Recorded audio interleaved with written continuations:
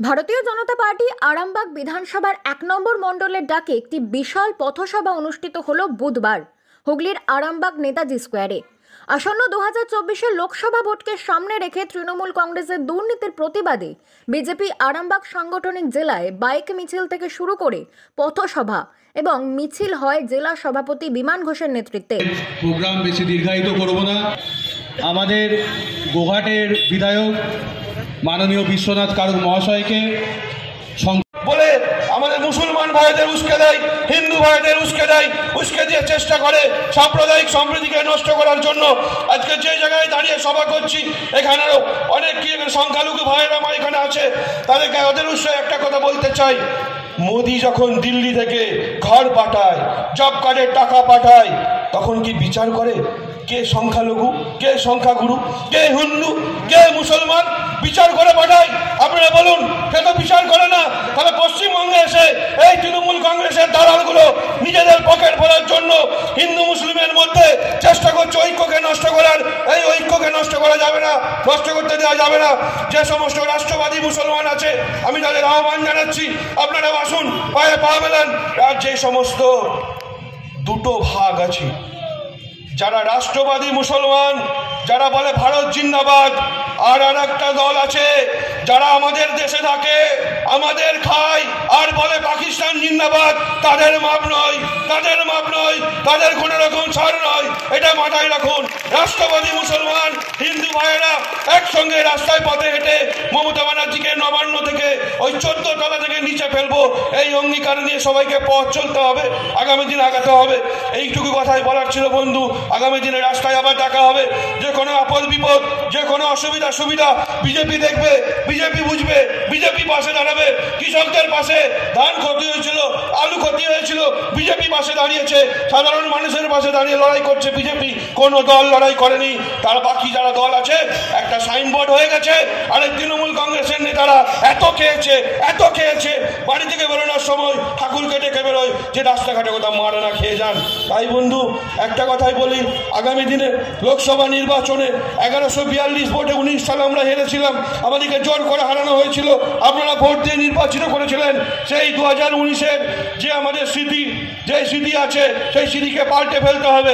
2024 সালে তৃণমূল কংগ্রেস নামক দলকে এই আরামবাগ লোকসভা থেকে, এই আরামবাগ লোকসভায় যে কম্পার্টমেন্টাল এমপি আছে, যে হেরেও নিজেকে এমপি দাবি করে, তাকে তাড়াতে হবে। এই আশা, এই আকাঙ্ক্ষা, এই অনুরোধ রেখে আমার বক্তব্য। পরিবর্তন হবার পর আমরা বিস্ময়ে হতবাক। আমরা দেখছি কালিয়াগঞ্জ ঘটছে, আমরা দেখছি হাওড়ার ঘটনা ঘটছে, আমরা দেখছি মুর্শিদাবাদের ঘটনা ঘটছে, আমরা দেখছি হলদিয়ার ঘটনা ঘটছে, আমরা দেখছি পশ্চিমবঙ্গের চারিদিকে তৃণমূল কংগ্রেসের সন্ত্রাস অব্যাহত।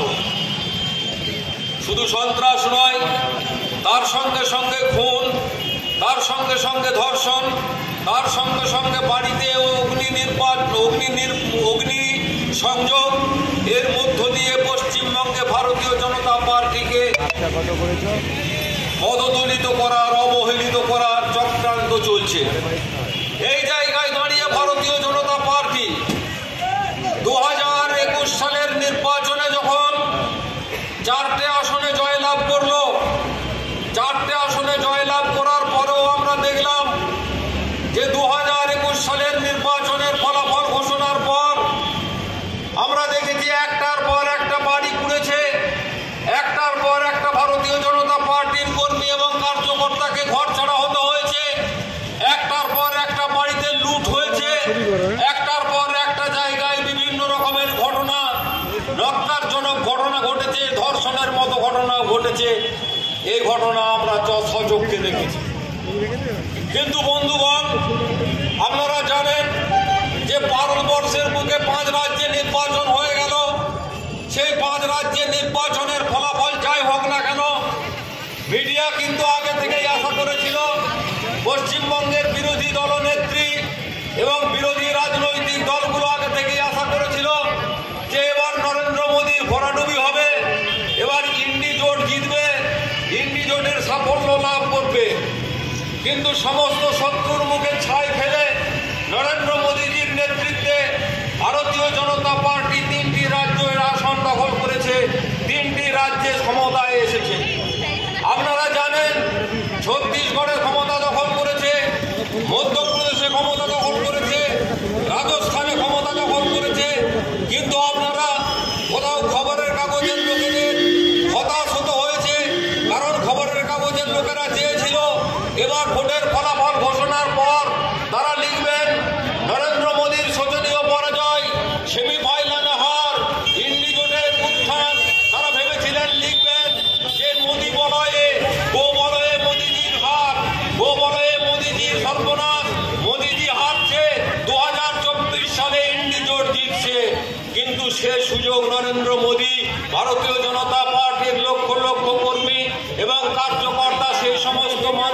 সেই সুযোগ না দিয়ে 3 রাজ্যে আমরা বিপুল পরিমাণ সংখ্যাগরিষ্ঠতা নিয়ে ক্ষমতায় এসেছি।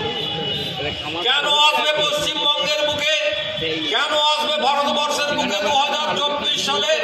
কারণ আপনারা জানেন, নরেন্দ্র মোদীজি প্রধানমন্ত্রী হবার পর আমরা প্রথম যে পশ্চিমবঙ্গ তথা ভারতবর্ষের মানুষকে যে সমস্ত সামাজিক প্রকল্পগুলো দিয়েছি, সেই সমস্ত সামাজিক প্রকল্পগুলোতে গরিব খেটে খাওয়া মানুষ থেকে আরম্ভ করে সর্বস্তরের মানুষ উপকৃত হয়েছে। আপনারা জানেন, গরিব মানুষ মানেই মনে করতো যে ব্যাংকে যাওয়া যাবে না, গরিব মানুষ মানেই মনে করতো যে ব্যাংক মানে হচ্ছে বড়লোকদের জায়গা, ব্যাংক মানে হচ্ছে ব্যবসাদারদের জায়গা। সেই জায়গা থেকে দাঁড়িয়ে ভারতবর্ষের প্রথম কোন প্রধানমন্ত্রী একবার ভাবতে পেরেছেন এবং সেটাকে বাস্তবায়িত করেছেন জন ধন যোজনার মধ্য দিয়ে। হয়নি একটা গরিব মানুষের রাস্তাঘাটের উন্নতি হয়নি, একটা গরিব মানুষের পাড়াতে ভালো রাস্তা নেই। এইভাবে এই সরকার চলছে। অন্যদিকে আমরা ভারতীয় জনতা পার্টির নেতৃত্বাধীন এনডিএ সরকার, প্রধানমন্ত্রী নরেন্দ্র মোদী বাল্যবিবাহ একজন 10 বছরের মধ্যে যে সমস্ত বালিকা তারা যদি সুকন্যা সমৃদ্ধি যোজনায় নাম লেখায়, তাদের যখন বিয়ের বয়স হবে তখন তারা প্রচুর টাকা অতিরিক্ত ইন্টারেস্ট সহ তারা টাকা যেটা পাবে তাতে তার বিয়ে হয়ে যাবে। এছাড়া আছে প্রধানমন্ত্রী সিঁচাই যোজনা।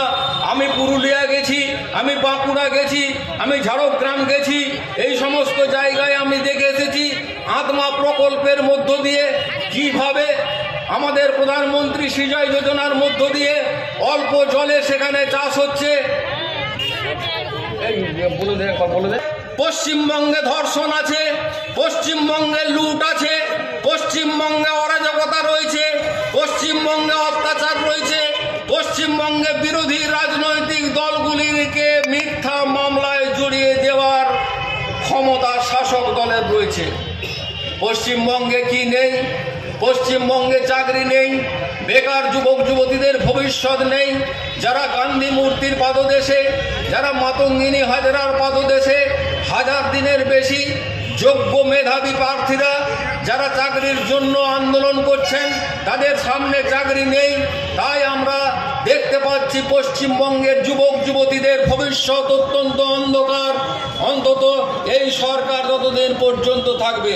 তাই আমরা চাই ডান এবং বাম সকলে মিলে নো ভোট টু মমতা করি।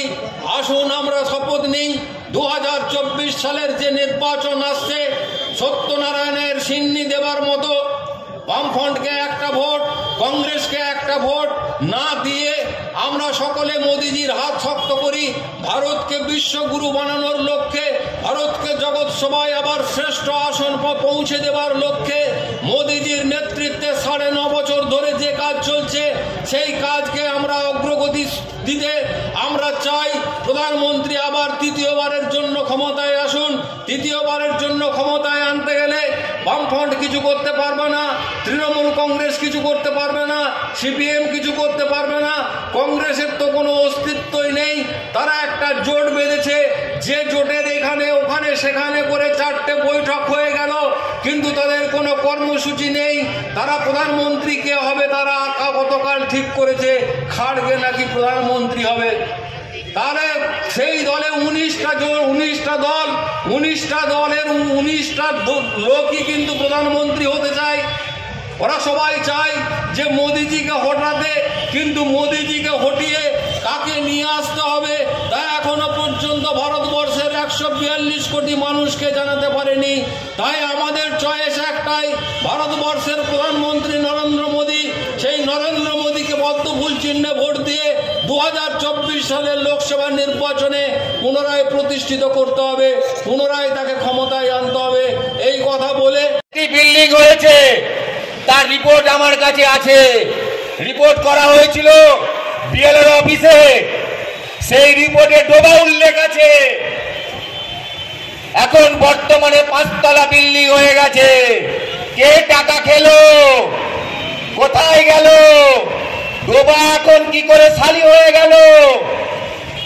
আমি জানতে চাইছি বর্তমান চেয়ারম্যান, বর্তমানে যারা সরকারি প্রতিনিধি আছে তাদের কাছ থেকে জানতে চাইছি, অবৈধভাবে এখানে সাইকেল গ্যারেজ, অবৈধভাবে বিনা টেন্ডারে সবকিছু ভাবে 10 টাকা, 20 টাকা, 25 টাকা, 30 টাকা করে অবৈধভাবে তোলা তুলে বেড়াচ্ছে। সাধারণ মানুষ কিছু বলতে গেলে তাকে দাবি দিয়ে দেওয়া হচ্ছে, ভয় দেখিয়ে দেওয়া হচ্ছে। আপনারা বলতে পারেন কেন এই অন্যায় করছে? কিছু বলতে গেলে কেস দেওয়া হচ্ছে। আপনারা বলতে পারবেন? বলতে পারবেন না। তখনই বলবে যে নরেন্দ্র মোদীজি 15 লাখ টাকা কোথায় গেল? আরে দাদা, আগে আপনার সত্যি কথাটা বলুন।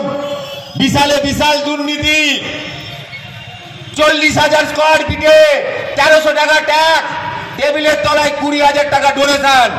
বাকি টাকা কোথায় গেল? কোথায় গেল? সরকারি যখন প্রতিনিধিরা কিছু বলতে যাবে তাকে মিথ্যা বলে অপরাধ করা হবে। কাউকে কোন রকম কোনো কিছু বলা যাবে না, তোলা তুলে যাবেন আপনারা আর ভয় দেখাবেন সাধারণ মানুষকে। তাই ভারতীয় জনতা পার্টি সজাগ হয়েছে।